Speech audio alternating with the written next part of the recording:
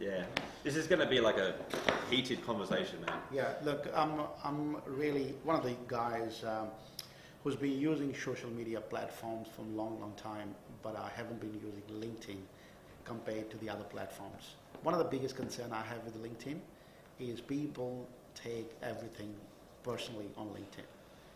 I've got Nat here, so let's talk about it. I don't know. Like, this is. I'm not sure if it's like.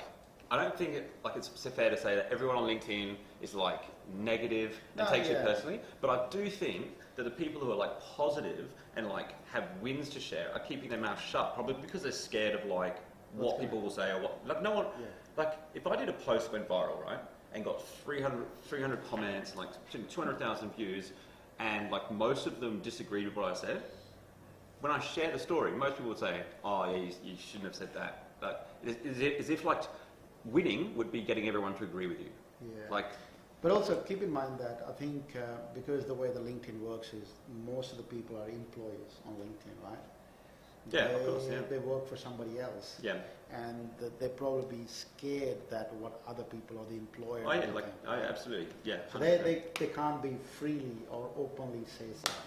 Well, like, what's all with all the negativity? Like, as soon as I started getting like a few comments on my articles, not even just short updates, right?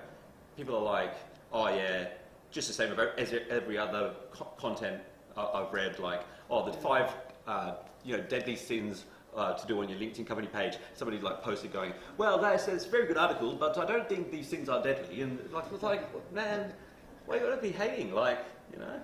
Yeah, I think LinkedIn. It's got a long way to go, but it's getting there. It's getting there. I think a lot of negative with these videos coming out there, and people starting to use video as a medium now. Yeah. So we're going to see real people on LinkedIn. And this is like for your content as well. Like headlines for your articles are so important. The first line of your updates are so important. The title of your videos are so important. Yeah. And like the most engaging like titles that I've ever had on any of those things have always had like a negative twist. So like what I mean by that is like 5 messages you should never send on LinkedIn. Why nobody reads your LinkedIn post. The 3 things that most social media managers get wrong. Like this is human psychology. This is what works.